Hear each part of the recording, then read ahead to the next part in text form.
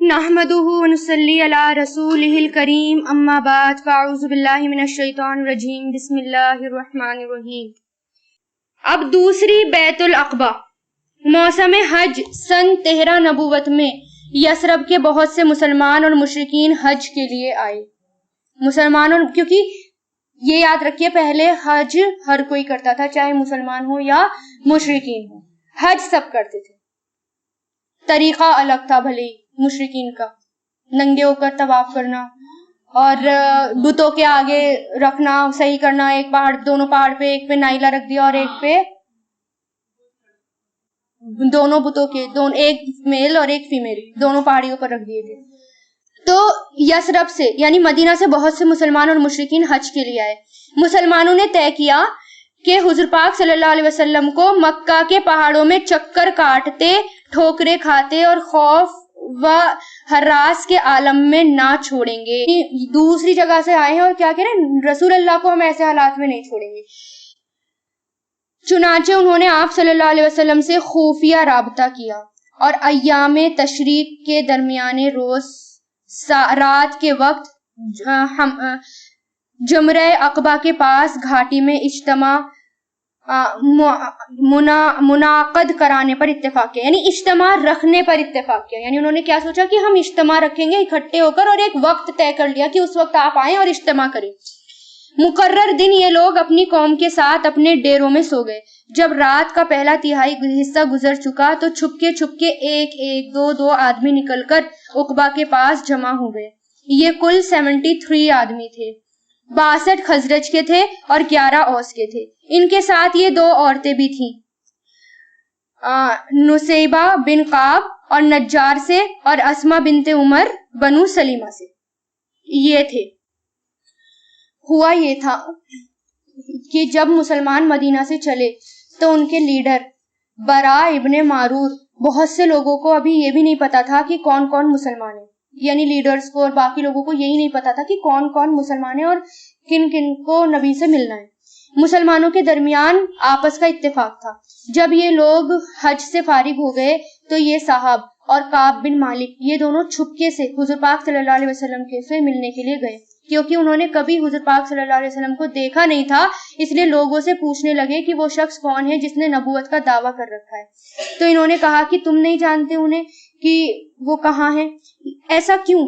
کیونکہ تاکہ پتہ نہ چل جائے کہ ہم اسلام لے کر آئیں، کیونکہ اسلام کے تو خلاف تھے نا اس وقت، اس لیے یہ لوگوں سے پوچھ رہے تھے کہ وہ کون ہے جس نے نبوت کا دعویٰ کیا ہے۔ کسی نے کہا کہ تم عباس کو جانتے ہو جو ان کے چچا ہیں، کیونکہ حضرت عباس نا بزنس مین تھے بہت بڑے اور جگہ جگہ جایا کرتے تھے اور بہت لوگ حضرت عباس کو جانتے تھے، تو اور تجارت کی وجہ سے کئی دفعہ وہ مدینہ سے گزرے بھی تھے۔ تو کسی نے کہا کہ اس وقت عباس کے ساتھ مسجد میں بیٹھے ہیں۔ عباس ابھی مسلمان نہیں ہوئے تھے لیکن سب ساتھ تھے۔ تو یہ دونوں ان تک پہنچ گئے۔ حضرت عباس برا کو پہچان گئے تو پوچھا کہ آپ کے ساتھ کون ہے؟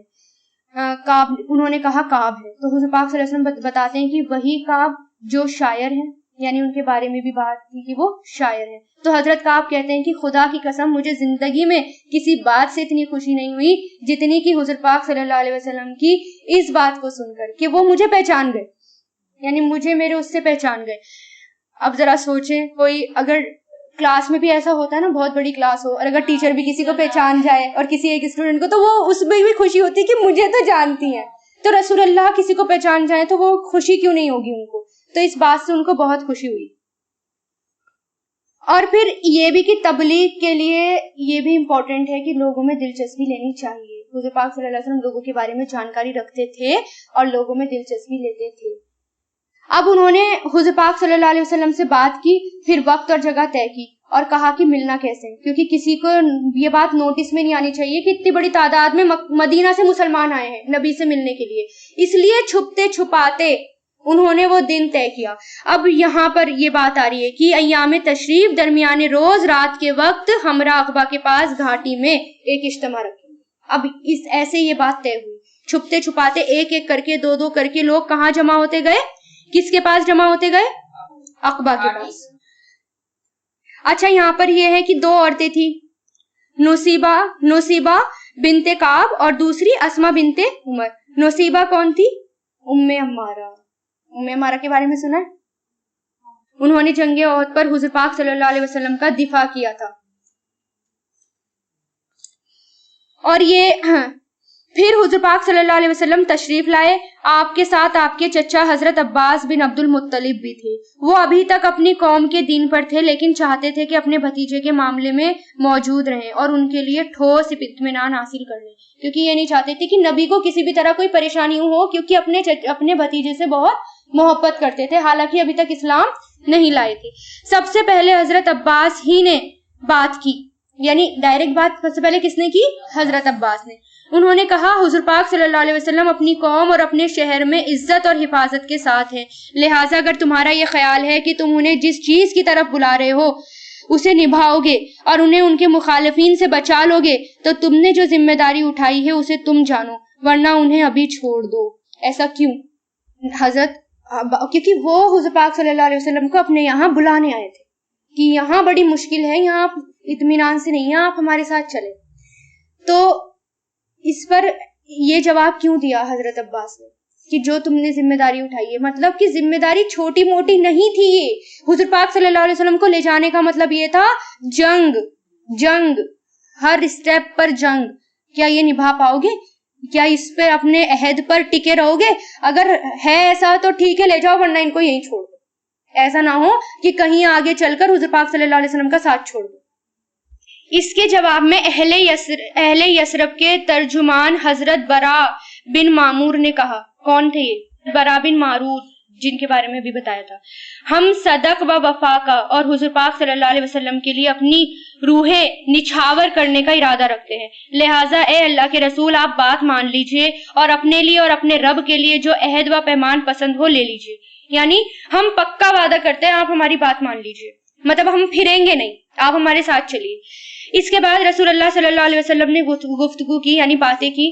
آپ نے قرآن کی تلاوت کی, اللہ کی طرف دعوت دی, اسلام کی رغبت دلائی اور اپنے رب کے لیے یہ عہد کیا ان تعبدوہ وحدہ ولا تشرکوا بہ شیئا, تنہا صرف اسی کی عبادت کرو گے اور اس کے ساتھ کسی چیز کو شریک نہیں ٹھہراؤ گے. اہل یثرب نے کہا ہم کس چیز پر آپ سے بیعت کریں؟ تو رسول اللہ صلی اللہ علیہ وسلم نے فرمایا علی السمع والطاعۃ فی النشوۃ والکسل, چستی اور سستی, ہر حال میں بات سنو گے اور مانو گے. کیوں؟ لیزینس کام خراب کر دیتی ہے, سستی کام کو بگاڑ دیتی ہے. اس لیے یہ کہا کہ چستی ہو یا سستی, کچھ بھی ہو, کام تو تمہیں کرنا ہے اور بات ماننی ہے. دوسرا یہ وَعَلَى النَّفَقَةِ فِي الْعُسْرِ وَالْيُسْرِ, تنگی اور خوشحالی ہر حال میں مال خرچ کرو گے, کیونکہ انسان خوشحالی میں تو دے دیتا ہے, تنگی میں نکالنا مشکل ہو جاتا ہے اس کے لیے.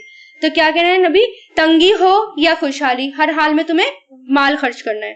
تیسرا وَعَلَى الْأَمْرِ بِالْمَعْرُوفِ وَنَهْيِ عَنِ الْمُنْكَرِ, بار بار قرآن بھی یہی کہتا ہے, کیا بھلائی کا حکم دو گے, برائی سے روکو گے, یعنی دعوت کا کام کرو گے. اس بات پر بیعت لی جا رہی ہے مدینہ سے جو آئے ہیں لوگ مسلمان ہونے. وَعَلَىٰ أَن تَقُومُوا فِي اللَّهِ لَا تَأْخُذْكُمْ فِي اللَّهِ لَوْمَةُ لَائِمٍ, اللہ کے راستے میں اٹھ کھڑے ہوں گے اور اس کے بارے میں کسی ملامت گر کی ملامت تمہیں نہ روکے گی. یعنی کسی کی ملامت سے ڈر مت جانا, اگر کوئی تمہیں تانا دے تو رک مت جانا, اللہ کے راستے میں کام تو کرو گے.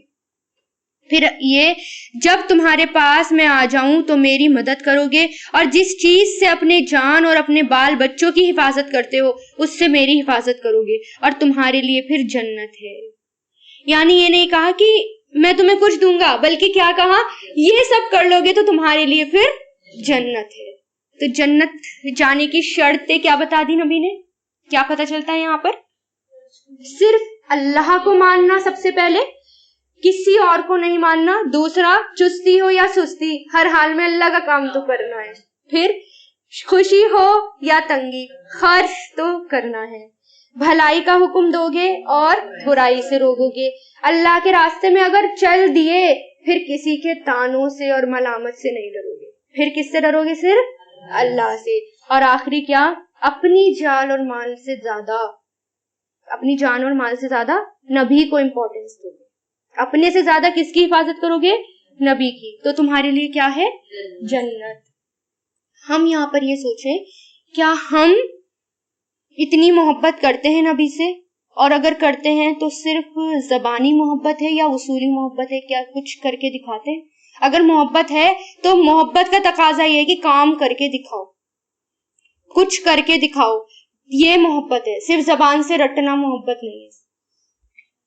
حضرت عبادہ سے ایک روایت میں ہے کہ ہم نے اس بات پر بھی بیعت کی کہ حکومت کے بارے میں اہل حکومت سے نزاع نہ کرو گے، یعنی دنیاوی عہدوں کے پیچھے نہیں بھاگو گے۔ اس بات کی بھی بیعت آتی ہے، یعنی دنیا کے پیچھے نہیں بھاگنا۔ اس پر حضرت براء بن معرور رضی اللہ تعالیٰ عنہ نے آپ صلی اللہ علیہ وسلم کا ہاتھ پکڑا اور کہا، ہاں اس ذات کی قسم جس نے آپ کو حق کے ساتھ بھیجا ہے، ہم یقیناً اس چیز سے آپ کی حفاظت کریں گے جس سے اپنے بال بچوں کی حفاظت کرتے ہیں، لہٰذا آپ ہم سے بیعت لیجیے۔ اللہ کی قسم ہم فرزندان ضرب اور حرب ہیں، یعنی ہم لڑنے والے ہیں، ہم مارنے والے ہیں، لڑنے والے ہیں، اور ہتھیار ہمارا کھلونا ہے۔ ہماری یہی ریت باپ دادا سے چلی آ رہی ہے۔ سمجھ میں آیا مدینہ کو کیوں چوز کیا اللہ تعالیٰ نے؟ جانے کو تو کہیں بھی جا سکتے تھے، عرب اتنا بڑا علاقہ ہے، جو نبی طائف گئے تھے وہاں کے لوگ نہیں مانے، لیکن مدینہ چنا۔ پھر مدینہ کیوں چوز کیا؟ مدینہ کو اس لیے چنا کیونکہ آل مدینہ بہت بہادر لوگ تھے اور جنگیں کرتے رہتے تھے، عرصے سے جنگ جو ہے وہ کرتے آ رہے تھے، اور جنگ کرتے کرتے ماہر ہو چکے تھے، ہتھیار چلانا بخوبی آتا تھا۔ ان کے یہاں ایک مشہور جنگ ہے، جنگ باء، چھوٹی سی بات پر شروع ہوئی اور نسل در نسل وہ چلتی رہی۔ حضور پاک صلی اللہ علیہ وسلم کے آنے سے کچھ ہی عرصہ پہلے یہ جنگ ختم ہوئی اور پھر معاہدہ ہوا، اور پھر اس بات پر کہ عبداللہ بن ابی سردار ہوں گے، اس بات پر معاہدہ ہوا۔ عبداللہ بن ابی کون؟ منافق، جس کے بارے میں آئندہ جو چیلنجز آنے والے تھے ان کا مقابلہ کرنے کے لیے مدینہ کے علاوہ کوئی اور بہتر جگہ نہیں تھی، مدینہ کے علاوہ کوئی اور بہتر نہیں تھا لوگوں میں بھی۔ انہوں نے اپنی جان مال ہر چیز لگا دی لیکن نبی کا ساتھ نہیں چھوڑا۔ اتنے میں ابو الحیثم بن تیہان نے بات کاٹتے ہوئے کہا، یعنی وہ یہ باتیں کر رہے تھے کون سے، کہ ہم فرزندان ضرب و حرب ہیں، ہتھیار ہمارا کھلونا ہے، یہی ہماری ریت باپ دادا سے چلی آ رہی ہے، آپ ہمارے ساتھ چلو، مطلب ہاتھ پکڑنے کے لیے کہ بس چلو، کسی بھی طرح لے جانا چاہتے تھے نبی کو۔ اتنے میں ابو الحیثم بن تیہان نے اب بات کاٹتے ہوئے کہا، اے اللہ کے رسول، ہمارے اور کچھ لوگوں کے درمیان عہد اور پیمان کی رسیاں ہیں اور اب ہم انہیں کاٹنے والے ہیں، کہیں ایسا تو نہیں کہ ہم ایسا کر ڈالیں پھر اللہ آپ کو غلبہ عطا کر دے تو آپ ہمیں چھوڑ کر اپنی قوم کے پاس پلٹ آئیں، یعنی ایسا نہ ہو کہ اللہ آپ کو غلبہ دے دے اور آپ ہمیں چھوڑ کر اپنی قوم کے پاس پلٹ آئیں۔ حضور پاک صلی اللہ علیہ وسلم نے تبسم فرمایا، مطلب، اور کہا، نہیں بلکہ خون خون ہے اور برادری برادری ہے، میں آپ لوگوں سے ہوں اور آپ لوگ مجھ سے ہیں، جس سے آپ جنگ کریں گے میں جنگ کروں گا اور جس سے آپ صلح کریں گے میں صلح کروں گا۔ ٹھیک اس فیصلہ کن لمحے میں حضرت عباس بن عبادہ بن ندلہ رضی اللہ تعالیٰ عنہ آگے بڑھے۔ انہوں نے کہا، آپ لوگ جانتے ہیں کہ ان سے کس بات پر بیعت کر رہے ہو؟ یعنی پھر آئے، یعنی دوبارہ سے بات کیوں کر رہے ہیں؟ کنفرم، یعنی اچھے سے اپنے دماغ میں بٹھا لو، بہت بڑی بات ہے نبی کو لے جانا۔ کس بات پر آپ بیعت کر رہے ہیں؟ ان سے سرخ و سیاہ، یعنی سارے انسانوں سے جنگ پر بیعت کر رہے ہیں۔ اس کا مطلب یہ سارے انسانوں سے جنگ ہوگی۔ اس لیے اگر آپ کو اندازہ ہے کہ جب آپ کے اموال کا صفایا کر دیا جائے گا، یعنی مالوں کا صفایا کر دیا جائے گا، اور آپ کے اشراف یعنی ایلیٹ کلاس لوگ قتل کر دیے جائیں گے تو آپ ان کا ساتھ چھوڑ دیں گے، تو پھر ابھی سے چھوڑ دیجئے۔ یعنی مال ختم ہوگا اور صفایا ہوگا ایلیٹ کلاس کا، اس ڈر سے آپ نبی کا ساتھ چھوڑو گے، اس سے بہتر تو یہ کہ ابھی چھوڑ دو، کیونکہ یہ دنیا اور آخرت کی رسوائی ہے۔ اور اگر آپ لوگوں کا یہ خیال ہے کہ مال کی تباہی اور اشراف کے قتل کے باوجود عہد نبھائیں گے تو پھر انہیں لے لیجئے، کیونکہ یہ واللہ دنیا اور آخرت کی بھلائی ہے۔ یعنی نبی کو لے لیا تو دنیا اور آخرت دونوں کی بھلائی ہے۔ آخر میں یہ بھی کہہ دیا، یعنی یہ کہ اگر لوگ چھوڑ دیں تو تم نبی کو نہ چھوڑنا۔ لوگوں نے کہا، ہم انہیں مال کی تباہی اور اشراف کے قتل کے خطرے کے باوجود ساتھ لیتے ہیں، اللہ کے رسول بتائیے اس کے بدلے میں ہمارے لیے کیا ہے؟ یعنی کچھ بھی ہو جائے آپ کا ساتھ نہیں چھوڑیں گے، اب یہ بتاؤ اس کے بدلے میں کیا ہے؟ آپ نے فرمایا جنت۔ ایسی بیعت کون کر سکتا ہے؟ جسے جنت میں یقین ہو، ہر حال میں یقین ہو، چاہے مال چلی جائے، دنیا چلی جائے، جنت تو ملے گی، ایسی بیعت صرف وہی کر سکتے ہیں، ہمت والے۔ لوگوں نے کہا اپنا ہاتھ پھیلائیں، آپ نے ہاتھ پھیلایا اور لوگ بیعت کے لیے لپکے، یعنی تیزی سے بیعت کے لیے لپکے، مگر عین اسی وقت آپ کا ہاتھ پکڑ حضرت اسد بن زرارہ رضی اللہ تعالیٰ عنہ نے پکڑ لیا اور کہا اہل یثرب ذرا ٹھہرو، ذرا ٹھہرو، ہم آپ کی خدمت میں اونٹوں کے کلیجے مار کر لمبا سفر، یعنی لمبا سفر کر کے، یہ ایک محاورہ ہے، اس یقین کے ساتھ حاضر ہوئے ہیں کہ آپ اللہ کے رسول ہیں۔ آج آپ کو یہاں سے لے جانے کے معنی ہیں سارے عرب سے دشمنی، اپنے چیدہ سرداروں کا قتل اور تلواروں کی مار۔ اب اگر آپ لوگ یہ سب برداشت کر سکتے ہیں تو انہیں لے لیں، اور آپ کا اجر اللہ پر ہے، اور اگر آپ لوگ اپنے متعلق کوئی اندیشہ رکھتے ہیں تو انہیں ابھی چھوڑ دیں، یہ اللہ کے نزدیک زیادہ قابل عذر ہوگا۔ یعنی اچھی طرح سوچ لو، اس لیے بار بار کہا جا رہا ہے۔ لوگوں نے کہا اسد اپنا ہاتھ ہٹا لیجئے، واللہ ہم اس بیعت کو نہیں چھوڑ سکتے اور نہ توڑ سکتے۔ اس کے بعد ایک ایک آدمی نے اٹھ کر بیعت کی، اب ایک ایک آدمی آیا اور بیعت کر لی، یعنی اب کر لی، اور راجح ترین قول کے مطابق سب سے پہلے بیعت کرنے والے خود حضرت اسد بن زرارہ رضی اللہ تعالیٰ عنہ تھے، یعنی سب کا ٹیسٹ کر رہے تھے وہ، اس لیے انہوں نے ہاتھ پکڑا، جبکہ سب سے پہلے ان کو ہی بیعت کرنی تھی، روک کر پھر سب کی طرف توجہ کر کے بات کہی تاکہ سب کا ٹیسٹ ہو جائے۔ ایک قول یہ ہے کہ ابو الحیثم بن تیہان رضی اللہ تعالیٰ عنہ تھے، اور ایک قول یہ کہ حضرت برا بن معرور تھے۔ دونوں عورتوں کی بیعت صرف زبان سے ہوئی، ان سے مصافحہ نہیں کیا گیا، یعنی عورتوں سے ہاتھ نہیں ملایا گیا۔ اور ایک بات اور نوٹ کری، یہاں پر بار بار یہ بات بتائی جا رہی ہے کہ اس کے بدلے جنت ہے، اس کے بدلے جنت ہے۔ 12 نقیب، یعنی نقیب کنہیں کہتے ہیں؟ انچارجز۔ بیعت مکمل ہو چکی تو حضور پاک صلی اللہ علیہ وسلم نے ان لوگوں سے فرمایا کہ وہ اپنے آپ میں سے 12 نقیب پیش کریں جو اپنی قوم کے نگران اور ان کے معاملات کے ذمہ دار ہوں گے۔ اس پر 9 آدمی خزرج سے اور 3 آدمی اوس سے چنے گئے۔ خزرج سے نقبہ کے نام یہ ہیں: سعد بن عبادہ بن دلیم، اسد بن زرارہ بن عدس، سعد بن رابع بن عمر، عبداللہ بن رواحہ بن سالبہ، رافع بن مالک بن اجلان۔ اوس کے نقبہ کے نام یہ ہیں: اسید بن خزیر بن سماک، رفع بن عبداللہ، منذر بن زبیر۔ اسی طرح جو برا بن معمور بن صخر، یہ خزرج کے، عبداللہ بن عمر بن حرام، عبداللہ بن سامد بن قیس، منذر بن عمرو بن خنیس۔ جب ان کا انتخاب ہوا، یعنی ان کو چنا گیا، تو حضور پاک صلی اللہ علیہ وسلم نے فرمایا آپ لوگ اپنی قوم کے جملہ معاملات کے کفیل ہیں، یعنی آپ اپنی قوم کے معاملات کے وکیل، ایک طرح سے وکیل ہیں۔ جس طرح حواری حضرت عیسیٰ کی طرف سے کفیل ہوئے تھے، میں اپنی قوم کا کفیل ہوں۔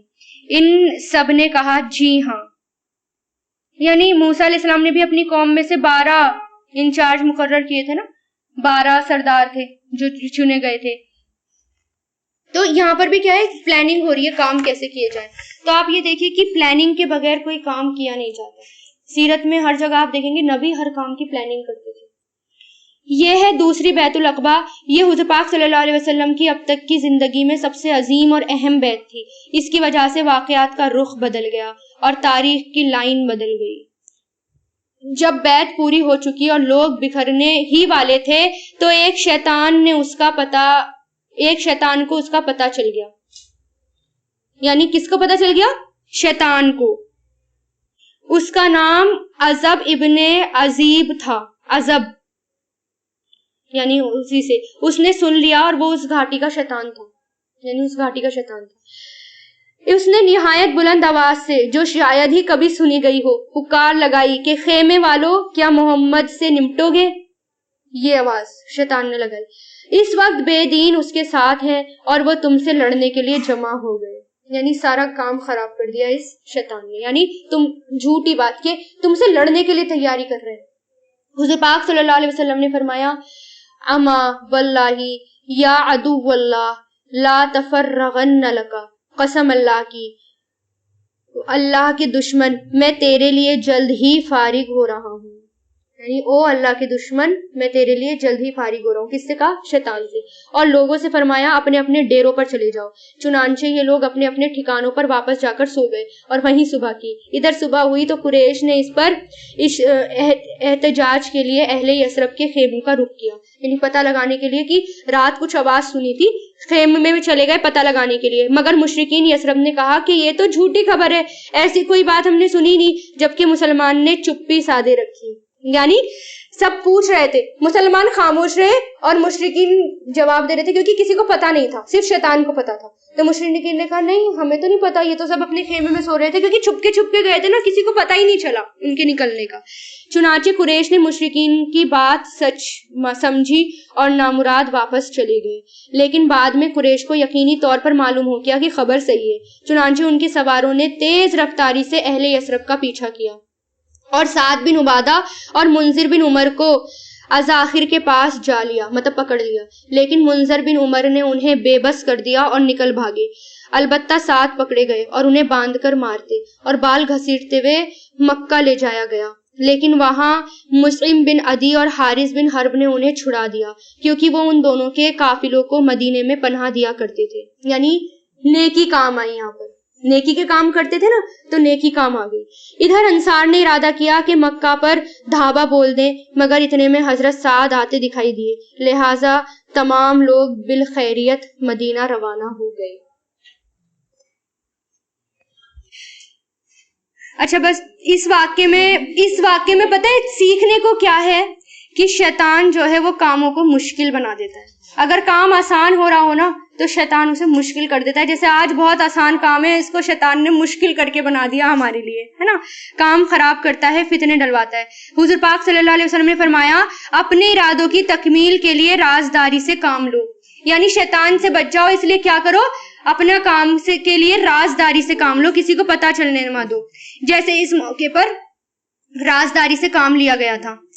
کسی بھی نیک کام میں اگر شیطان آ جائے تو ہمت نہ ہارے بلکہ دماغ سے چلے. یہ نہ کرے اب تو کام خراب ہو گیا, اب تو میں کچھ نہیں کر سکتی, اور اپنے ہاتھ پیر چھوڑ دیں. اللہ تعالیٰ سے دعا کریں اور ہمت رکھیں, انشاءاللہ اللہ تعالیٰ آسانی کرے. آخر دعوانا ان الحمدللہ رب العالمین. سبحانک اللہم و بحمدک نشہد ان لا الہ الا انت نستغفرک و نتوب الیک.